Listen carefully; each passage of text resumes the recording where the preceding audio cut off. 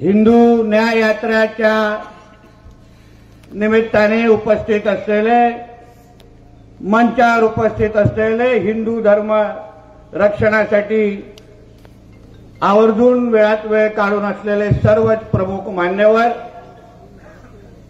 उपस्थित असलेले सर्वच हिंदू बंधू भगिनींनो आणि माझे सर्व तरुण मित्रांनो, आज या हिंदू न्याय यात्रेच्या निमित्ताने माझ्या अगोदर सर्वात प्रमुख मान्यवरांचे विचार आपण सर्वजणांनी ऐकलेले आहेत. बांगलादेशमध्ये जो आपला हिंदू समाजावर जो अत्याचार सुरू आहे, त्या हिंदू समाजापर्यंत आपल्या सगळ्यांचा, म्हणजे सिंधुदुर्गमध्ये असलेल्या हिंदू माता भगिनी आणि माझ्या सगळ्या बांधवांचा आवाज, समर्थन, ताकद पोचलं पाहिजे. त्यांना एक संदेश दिला पाहिजे की तुम्ही सगळेजण एकटे नाही आहात, पण सिंधुदुर्गातला प्रत्येक हिंदू बांधव हे तुमच्या बरोबर गंभीर पद्धतीने उभा आहे. हा संदेश आपण या न्याय यात्रेच्या निमित्ताने द्यायचा आहे.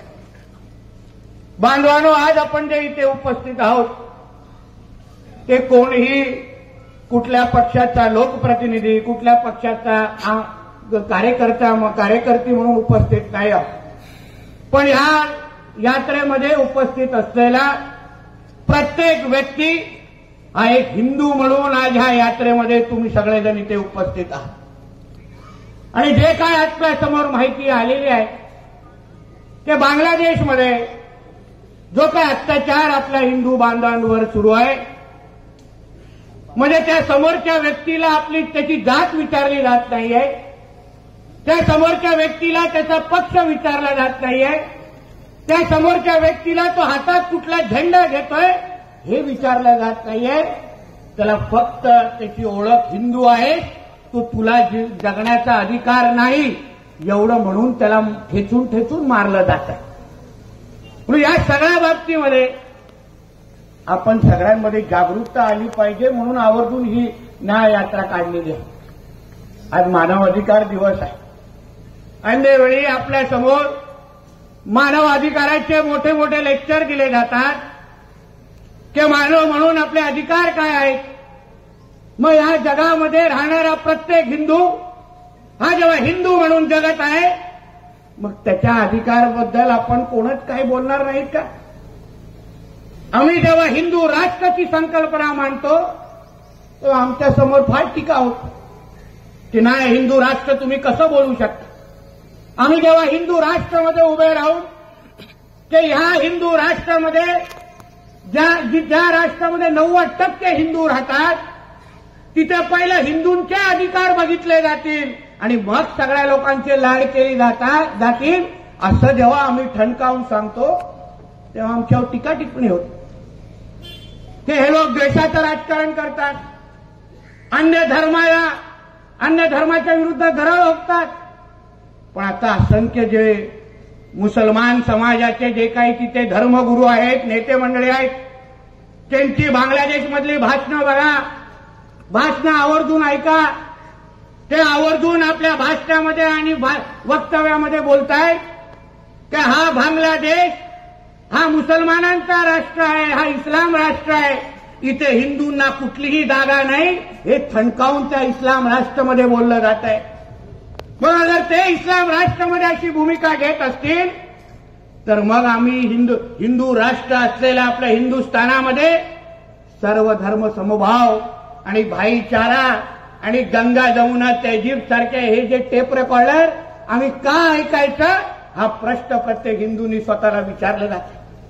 अहो, इस्कॉन सारख्या मोठ्या मोठ्या जे धर्मासाठी काम करणाऱ्या संस्था, आज त्यांची काय चूक आहे? जगामध्ये अशा पद्धतीच्या संस्था ह्या लोकांच्या सेवेसाठी दिवस रात्र एक करतात. हिंदूंना एकत्र करणं, हिंदूंची सेवा करणं आणि हिंदूंना बळ देणं हा एकमेव काम इस्कॉन सारख्या असंख्य ह्या सामाजिक संघटनेचं आहे. पण आज त्या संघटनेच्या जे काही धर्मगुरू आहेत त्या धर्मगुरूंना अटक केलं गेलेलं आहे. त्या धर्मगुरूंची काय चूक आहे? एकच चूक आहे का तो हिंदू आहे. असंख्य जे लोक जे मारले जात आहेत, आपले धर्मगुरू मारले जात आहेत, त्यांची काय चूक आहे? एकच चूक आहे, ते फक्त हिंदू आहेत. अहो, फक्त हिंदूंपर्यंत हा विषय थांबला नाहीये बांधवानो. आमचं जे काय अंकुश जाधवजींनी सांगितलं, आज हिंदूंबरोबर बौद्ध धर्माला पण वाकड्या नजरेने पाहिलं जातंय. आज गौतम बुद्धांची मूर्त्या असतील, बौद्ध समाजाचे आपले लोक असतील, त्यांना ओळख विचारून त्यांना तिथे लटकून मारण्यात जाण्याचं काम केलं जात आहे. असंख्य आमच्या माता भगिनी, ज्याचा उल्लेख माझ्या अगोदरच्या वक्त्यांनी केलेला आहे. अहो, बांगलादेशमध्ये आमच्या माता भगिनींचे हाल पाहिल्यानंतर मी तुम्हाला बोलतो, तो व्हिडिओ सुरू केल्यानंतर पूर्ण पण करता येत नाही, एवढे वाईट अवस्था त्या लोकांनी केलेली आहे. सामूहिक बलात्कार हा तो राजरोस पद्धतीने बांगलादेशमध्ये सुरू आहे. अहो, जे काय आमचे इस्कॉनचे गुरु आहेत, धर्मगुरू आहेत, त्यांना जेव्हा अटक केली आणि जेव्हा वकील संघटनांनी पुढे येऊन त्यांना त्यांची केस लढवण्याची इच्छा व्यक्त केली, पहिलं एक मुसलमान समाजाचा वकील आला. त्याला जेव्हा अन्य मुसलमान समाजाच्या लोकांना कळलं की हा असा त्या धर्मगुरूचे केस लढवणार आहे, भर चौकामध्ये त्याला ठेचून ठेचून मारून टाकलं गेलं. नंतर एक हिंदू समाजाचा वकील पुढे आला. हे जेव्हा जिहाद्यांना कळलं तेव्हा हा त्या धर्मगुरूची केस लढतोय, त्याला एवढं वाईट मारलंय, तो कुठल्याही क्षणी तो मरून जाईल अशा पद्धतीची बातमी आजच्या बांगलादेशवरून येऊ शकते.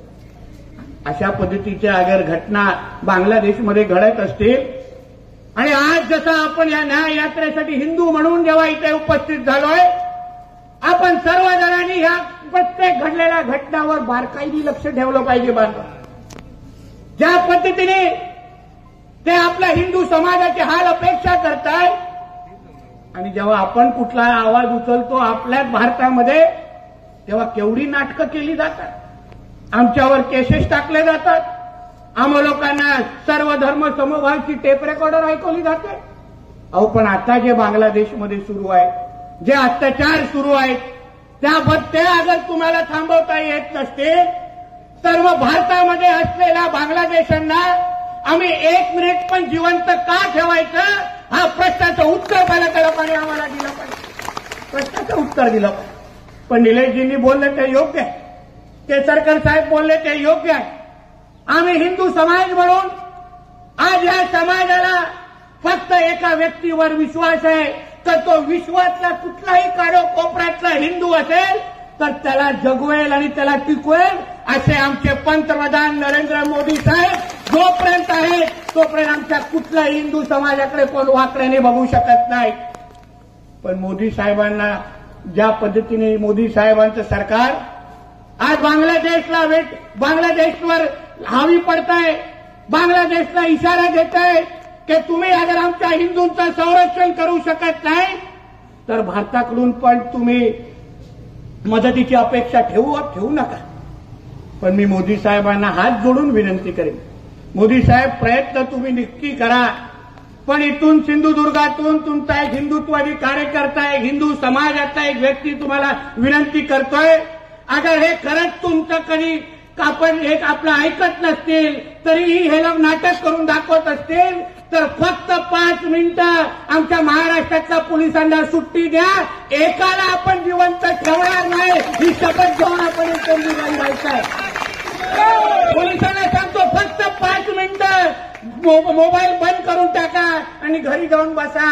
हे एवढे हातावर मोजणारे आहेत ना, आपल्याला 6 मिनिटं पण लागणार नाही. एवढे किडेमकोड्यासारखे आपल्या महाराष्ट्रात आणि देशात आहे.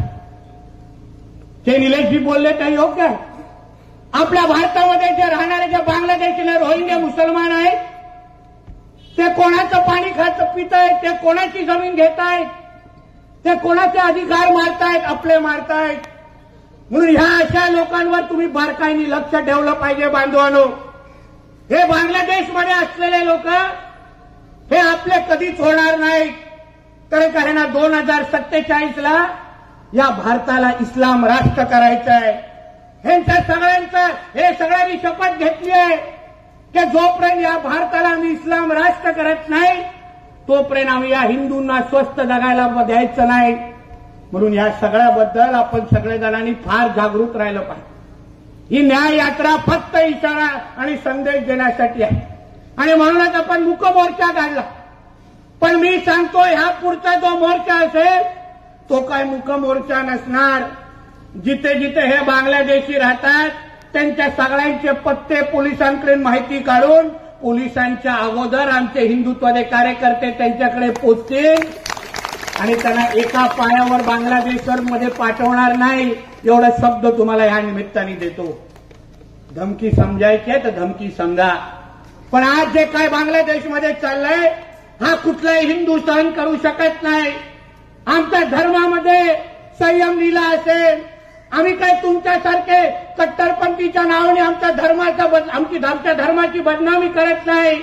पण बांगलादेशमध्ये असलेला हिंदू ह्याला पण जगण्याचा अधिकार आहे. तुम्ही एक साधा विचार करावं. बांगलादेशमध्ये अल्पसंख्या आहे हिंदू. त्यांना आज ठेचून मारलं जातं. पाकिस्तानमध्ये अल्पसंख्या आहे हिंदू. त्याला पर्याय दिला जातो या तर तू इस्लाम स्वीकार या तर तुला आम्ही मारून टाकू. आणि आपल्या देशामध्ये किती लाड केले जातात. कुठल्या योजना काढायच्या, कुठले स्कीम ह्यांच्यासाठी आणायची. मग ते मौलाना आझाद असो फजाद असो आणि हे जेवढे शासकीय योजनांचे सगळे लाभ हे लोकच घेणार. आता जरा विचारात ते मुख्यमंत्री लाडली बहीण योजनेची यादी जरा तुमच्या समोर दाखवतो. कलेक्टरांना सांगतो जरा दाखवा. त्याच्यामध्ये किती 2पेक्षा जास्त अपत्याच्या लोकांनी फायदा घेतला ह्याचा जरा आकडा बघा. मी तर फडणवीस साहेबांना आम्ही सगळेजण विनंती करणार आहे मुख्यमंत्री साहेबांना की साहेब त्या मुख्यमंत्री लाडली बहीण योजनामध्ये बदल करा. आपल्या आदिवासी बांधवांना थोडा सूट द्या आणि नंतर 2 अपत्य लोकांपर्यंत ती योजना पोचणार असं नियम त्याच्यात घाला आणि तरच फायदा घ्यायला द्या. नाहीतर हे नालायक आमच्यामध्ये राहणार. आमच्या सगळ्या योजनांचा फायदा घेणार. सरकारचे सगळे लाभ उचलणार आणि मतदानाच्या दिवशी हमको इस्लाम चाहिए. मग अन्य वेळे तुझ्या काय इस्लाम काय कुठेतरी ठेचायला जातो काय रे. तेव्हा तुला आमचे मोदी साहेब आठवत नाही. तेव्हा तुला आमचं महायुतीचं सरकार आठवत नाही. मग तेव्हा घोषणा द्यायचं पहिला धर्म फिर राजकारण. आणि मग अन्य वेळी काय कोणाच्या योजनांमुळे तुम्ही खाताय. कोणाच्या योजनांमुळे विनंती करणार आहे मुख्यमंत्री साहेबांना की साहेब त्या मुख्यमंत्री लाडली बहीण योजनामध्ये बदल करा. आपल्या आदिवासी बांधवांना थोडा सूट द्या आणि नंतर 2 अपत्य लोकांपर्यंत ती योजना पोचणार असं नियम त्याच्यात घाला आणि तरच फायदा घ्यायला द्या. नाहीतर हे नालायक आमच्यामध्ये राहणार. आमच्या सगळ्या योजनांचा फायदा घेणार. सरकारचे सगळे लाभ उचलणार आणि मतदानाच्या दिवशी हमको इस्लाम चाहिए. मग अन्य वेळे तुझ्या काय इस्लाम काय कुठेतरी ठेचायला जातो काय रे. तेव्हा तुला आमचे मोदी साहेब आठवत नाही. तेव्हा तुला आमचं महायुतीचं सरकार आठवत नाही. मग तेव्हा घोषणा द्यायचं पहिला धर्म फिर राजकारण. आणि मग अन्य वेळी काय कोणाच्या योजनांमुळे तुम्ही खाताय. कोणाच्या योजनांमुळे तुमचे जे 10 15 निघतात हे कोणाच्या योजनेमुळे निघतात. कुठेतरी भूत आहे का तिथे. म्हणून या सगळ्या गोष्टी या पुढच्या काळामध्ये फार बारकाईने लक्ष दिलं जाणार. जसा केसरकर साहेब बोलले राज्यामध्ये हिंदुत्वाने विचाराचं सरकार आहे. प्रत्येक गोष्टी हिंदू समाजाच्या दृष्टिकोनातून पाहिली जाणार.